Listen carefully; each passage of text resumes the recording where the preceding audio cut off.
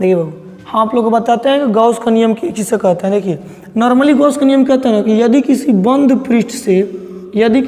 पृष्ठ से गुजरने वाली जो फ्लक्स होता है ना, यदि किसी बंद पृष्ठ से गुजरने वाली फ्लक्स इस पृष्ठ से कुल आवेश का ना, इस पृष्ठ के कुल आवेश का, ये जो पृष्ठ है बाबू, इस पृष्ठ का जो कुल आवेश होता है ना, उसका 1/ε0 गुना होता है।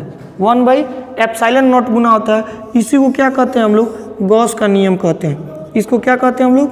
गॉस का नियम कहते हैं। देखिए यदि कोई बंद पृष्ठ है ना, ये बंद पृष्ठ, इस बंद पृष्ठ से जो गुजरने वाला फ्लक्स होता है ना, इस बंद पृष्ठ से जो गुजरने वाला फ्लक्स होता है, इस बंद पृष्ठ से जो गुजरने वाला फ्लक्स होता है, इस पृष्ठ का कुल आवेश जो होता है ना, वह कुल आवेश 1/ε0 के गुना होता है। 1 कितना होता है? ε0 गुना होता है। देखिए यहाँ पे लिखा भी गया है डिफिनीशन कि यदि किसी बंद पृष्ठ से गुजरने वाला फ्लक्स, यदि किसी बंद पृष्ठ से जो गुजरने वाला फ्लक्स होता है तथा उस पृष्ठ से परिबद्ध कुल आवेश, जो पृष्ठ का कुल आवेश होता है ना, वो कुल आवेश के कितना गुना होता है? 1/ε0 गुना होता है। उसी को क्या कहते हो? गॉस का नियम कहते हैं। नॉर्मली गॉस के नियम का फार्मूला यही होता है, φE = Q × 1/ε0। इसी चीज़ को हम लोग को क्या करना है? डेरिवेट करके, इसी चीज़ को हम लोग का डेरिवेशन करके प्रूफ करके दिखाना है कि फाई जो होता है ना, वो पूरे पृष्ठ के लिए, उस पूरे पृष्ठ के लिए जो ये फ्लक्स होता है, फ्लक्स का मान फाई बराबर ये जो कुल आवेश होता है ना, उसके 1/ε0 के गुना होना चाहिए। देखिए वो आवेश के 1/ε0 गुना का मतलब ये होता है ना कि अगर मान लीजिए x है और x का अगर 4 गुना करना है ना, तो इसमें 4 से गुना कर देंगे, 4 गुना हो जाएगा। अगर y का हमको 10 गुना करना हो तो 10 से गुना कर देंगे, इसमें y का 10 गुना हो जाएगा। लेकिन बाबू अगर थोड़ा ध्यान दीजिए, अगर हम कहें जो आवेश है ना, आवेश का कितना गुना होता है? 1/ε0 गुना होता है। तो इसमें 1/ε0 का क्या कर देंगे? गुणा कर देंगे, ये 1/ε0 हो जाएगा। यही चीज़ जनरली हम इसमें भी लिखे हुए हैं। देखिए यही चीज़ हम भी लिखे हैं कि यदि किसी बंद पृष्ठ से जो गुजरने वाला फ्लक्स होता है ना, यदि किसी बंद पृष्ठ से जो गुजरने वाला फ्लक्स होता है, वो उस बंद पृष्ठ का जो आवेश से परिबद्ध होता है ना, वो उसके कितना गुना बराबर होता है बाबू? 1/ε0 के बराबर होता है। देखिए बाबू ये डेरिवेट करने से पहले ना हम लोग नॉर्मली एक चीज़ इधर किनारे जान जाते हैं। मान लीजिए ये कोई पृष्ठ है और पृष्ठ में एक छोटा सा कोई एक एरिया है ना, छोटा सा एरिया, और इसमें जो ये था ना, थोड़ा सा हम लोग जानते हैं घन कोण के बारे में। घन कोण क्या होता है?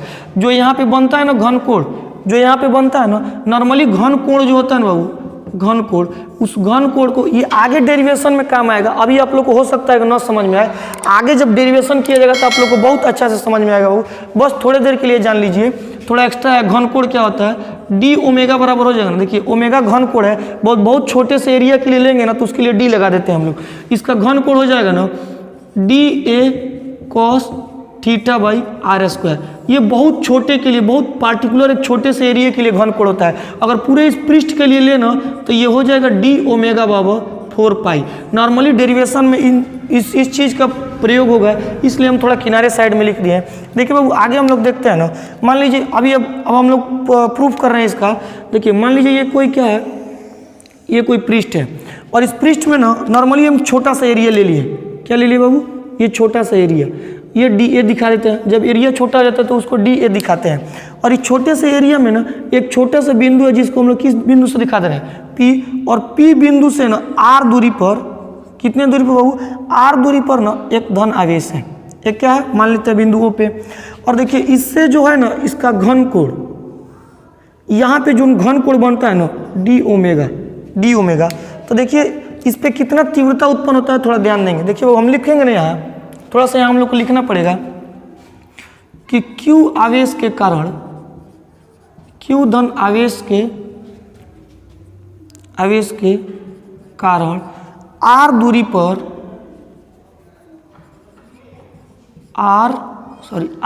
पर उत्पन्न विद्युत क्षेत्र की तीव्रता, विद्युत क्षेत्र की तीव्रता। देखिए बाबू जो ये विद्युत क्षेत्र की तीव्रता होगी ना, विद्युत क्षेत्र की तीव्रता, ये E बराबर होगा 1/4πε0 Q/r²। Q अपन क्या होगा? r²।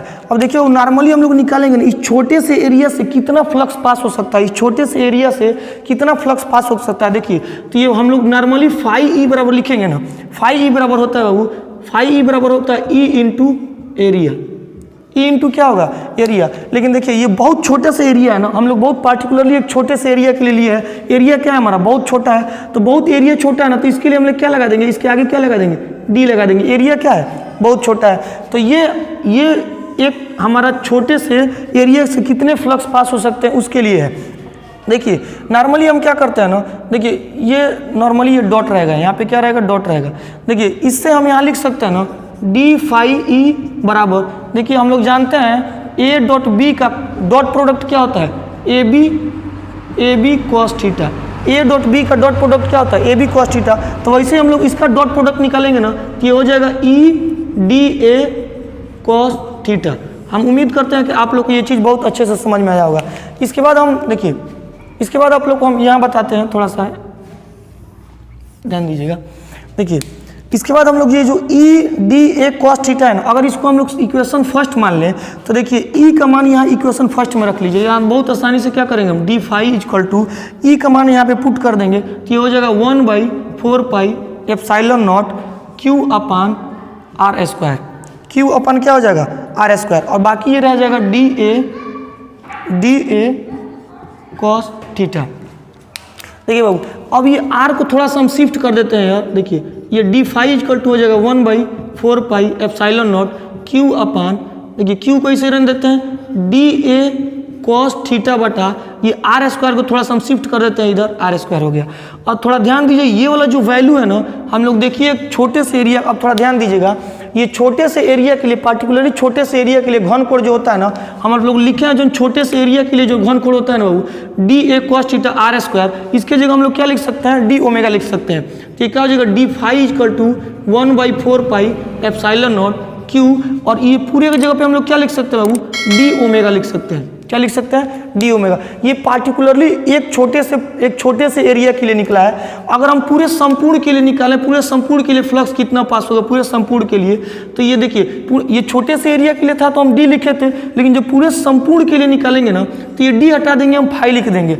और नॉर्मली फाई बराबर हो जाएगा ये 4 पाई एप्सिलॉन नॉट क्यू इंटू, और देखिए ये डी ओमेगा है ना, डी ओमेगा छोटे से भाग के लिए था ना, हम लोग पूरे भाग का निकालते हैं ना, ये पूरे परिपथ भाग का निकालेंगे तो पूरे परिपथ भाग के लिए क्या हो जाता है मान, 4 पाई हो जाता है, और ये 4 पाई से 4 पाई क्या हो जाएगा, कैंसिल आउट हो जाएगा। तो ये क्या हो जाएगा ना, फाइनली ये बचेगा फाई बराबर